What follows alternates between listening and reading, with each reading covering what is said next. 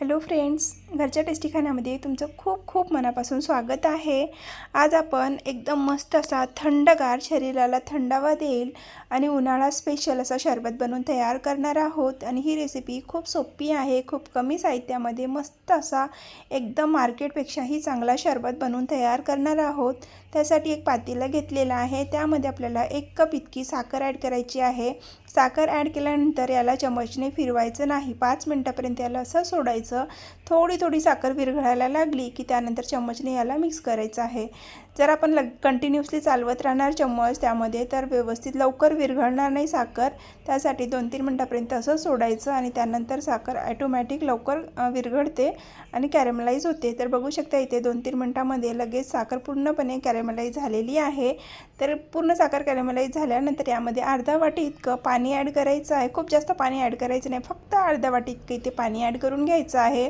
पाणी ॲड केल्यानंतर खूप जास्त बबल्स येतात आणि बाहेरसुद्धा उडण्याचे चान्सेस असतात, तर सांभाळून पाणी ॲड करा। पाणी ॲड केल्यानंतर आपल्याला 2-3 मिनिटापर्यंत याला पूर्णपणे मिक्स करून घ्यायचं आहे। साखर कडक होते पण टेन्शन घेऊ नका, पूर्ण साखर पाण्यामध्ये विरघळून जाते। तर इथे पाण्यामध्ये पूर्ण साखर विरघळल्यानंतर मिक्स झाल्यानंतर यामध्ये आपल्याला 1 लिटर इतकं दूध ॲड करायचं। तर तुम्ही ते दूध कोणतंही वापरलं तरी चालेल, तुम्ही गाईचं घ्या, म्हशीचं घ्या, कोणतंही दूध घेतलं तरी चालेल। तर दूध ॲड केल्यानंतर आपल्याला जोपर्यंत दुधातला पाव भाग अटत नाही तोपर्यंत दुधाला इथे आटवून घ्यायचं आहे। कंटिन्युअसली चालवत राहायचं, दुधाला ढवळत राहायचं आणि दुधाला आपल्याला इथे आटवून घ्यायचं आहे। तर इथे तुम्ही बघू शकता छान असा दुधाला बॉईल आलेला आहे। जोपर्यंत दूध पूर्णपणे आटत नाही तोपर्यंत इथे मी दुधाला आटवून घेणार आहे। दूध जोपर्यंत बॉईल होते तोपर्यंत आपण इथे एक स्लरी तयार करून घेऊया। तर यामध्ये आपल्याला ॲड करायचं आहे 1 टेबलस्पून इतकं कस्टर्ड पावडर, खूप जास्त नाही। तर इथे मी 4 चमचा इतकं थंड दूध घेतलेलं आहे, त्यामध्ये 1 टेबलस्पून इतकं कस्टर्ड पावडर ॲड करत आहे। कस्टर्ड पावडर नसेल तर तुम्ही ते कॉर्नफ्लॉवरसुद्धा ॲड करू शकता, पण कॉर्नफ्लॉवरनी ती मजा येणार नाही जे कस्टर्ड पावडरनी येते। तर इथे मी 1 टेबलस्पून इतकं कस्टर्ड पावडर वापरलेलं आहे। व्यवस्थित दुधामध्ये मिक्स करून घेतलेलं आहे आणि आपल्या दुधालासुद्धा खूप छान बॉईल आलेला आहे। तुम्ही बघू शकता मस्तपैकी दुधाला बॉईल आलेला आहे, दूध बऱ्यापैकी इथे आटून तयार झालेलं आहे। तर आता या वेळेवर आपल्याला यामध्ये जी आपण कस्टर्ड पावडरचा स्लरी तयार करून घेतलेली आहे ना कस्टर्ड पावडरची, ती यामध्ये ॲड करून घ्यायची आहे आणि आपल्याला परत 5 मिनिटापर्यंत याला शिजवून घ्यायचं आहे। खूप जास्त थिक करायचं नाही आहे, शरबत बनवत आहोत आपण, तर शरबतप्रमाणेच याला आपल्याला बॉईल करून घ्यायचं आहे। तर या वेळेवर यामध्ये मी अर्धा टीस्पून इतकं इलायची पावडर ॲड केलेलं आहे। ॲड केल्यानंतर परत आपल्याला 5 मिनिटापर्यंत याला बॉईल करून घ्यायचं आहे। जोपर्यंत दुधाला छान असा बॉईल येत नाही ना तोपर्यंत बॉईल करून घेऊया। तरी ते आपला दूध बनवून तयार झालेला आहे। गॅस बंद करून घेतले, एका बाउलमध्ये ॲड करून त्याला चिल्ड करून घ्यायचं आहे। तरी ते मी एका बाउलमध्ये ट्रान्सफर करून घेत आहे। पूर्ण दूध इथे मी काढून घेतलेलं आहे। आता दुधाला ढवळून 5 मिनिटापर्यंत थंड करून घेऊया, 5 ते 10 मिनिटापर्यंत। त्यानंतर मी याला फ्रीजमध्ये ठेवून पूर्णपणे थंडगार करून घेणार आहे। जोपर्यंत पूर्ण चिल्ड होत नाही तोपर्यंत याला मी फ्रीजमध्ये ठेवून देणार आहे। तर आता फ्रीजमध्ये ठेवलेलं होतं, 1 ते 1.5 तास झालेला आहे, पूर्णपणे चिल्ड झालेलं आहे आपला दूध।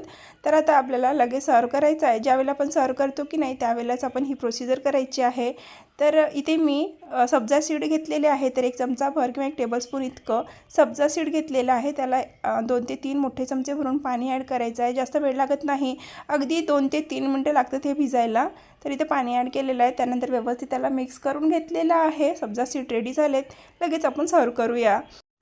तर इथे मी बाउल फ्रीजमधून काढून घेतलेला आहे। बघू शकता किती थिक आणि एकदम असा रिच असा इथे आपला शरबत बनवून तयार झालेला आहे। एकदम चिल्ड थंडगार असा, उन्हाळ्यामध्ये असं थंड थंड काहीतरी प्यायला भेटलं ना खूप मजा येते आणि खूप बरं वाटतो आपल्याला।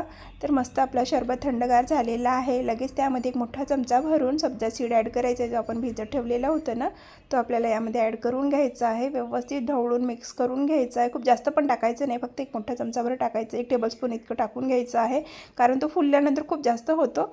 तर तिथे मी 1 टेबलस्पून इतकं टाकलेलं आहे, पूर्ण ढवळून मिक्स करून घेतलेलं आहे आणि आपला हा शरबत बनवून तयार झालेला आहे। आता आपल्याला जर सर्व करायचं असेल ना लगेच्या लगे, तर त्यावेळेमध्येच यावर आपल्याला आईस टाकायचं आहे। आईस टाकण्याच्या आधी तुमच्या आवडीप्रमाणे यामध्ये भरपूर सारे ड्रायफ्रूट्स ॲड करा। तरी ते मी थोडेसे पिस्ता ॲड करत आहे, माझ्याकडे पिस्ता अवेलेबल होते तर मी इथे थोडेसे पिस्ता अवेलेबल होते तर टाकत आहे। नसेल तर तुम्ही काजू बदाम जे तुमच्याकडे अवेलेबल आहे तेवढे टाका। तर भरपूर सारे ते मी बदामसुद्धा कट करून घेतलेलं आहे, ते सुद्धा ॲड करून घेत आहे। ज्यावेळेला आपण पेतो आणि तोंडामध्ये क्रंच येते ना त्यावेळेला मस्त लागतो। तर इथे मी बदाम ॲड करून घेतलेला आहे। आणि आता मला लगेच सर्व करायचं होतं, त्यासाठी ते मी आईस क्यूबसुद्धा ॲड करत आहे. आईस क्यूब ॲड केल्यानंतर आपला शरबत पातळ होतो. जर तुम्हाला वेळ असेल किंवा तुम्हाला नंतर हा शरबत वेळेवर सर्व करायचं असेल तर तुम्ही ज्या वेळेला सर्व करणार आहे त्याच वेळेला यामध्ये आईस क्यूब टाका. तरी ते मी आईस क्यूब टाकल्यानंतर लगेच तुम्हाला सर्वसुद्धा करून दाखवणार आहे. तर बघू शकता आईस क्यूब टाकल्यानंतर मस्त असं थंडगार शरबत बनून तयार झालेलं आहे. आता आपण सर्व करून घेऊया. तरी ते मी पूर्ण शरबत आपला सर्व करून घेतलेला आहे. तर 1 लिटर दुधामध्ये मोठे ग्लास भरून 4 ग्लास इतकं शरबत इथे बनवून तयार झालेलं आहे. शरबत ग्लासमध्ये ॲड केलं, वरून परत एकदा थोडे ड्रायफ्रूट्स ॲड केले, गार्निश केलं आणि आपला शरबत सर्व करण्याकरिता तयार झालेला आहे. तर तुम्हाला ही रेसिपी कशी वाटली कमेंट करून नक्की सांगा. आवडली असेल तर चॅनलला लाईक शेअर सबस्क्राईब करायला विसरू नका.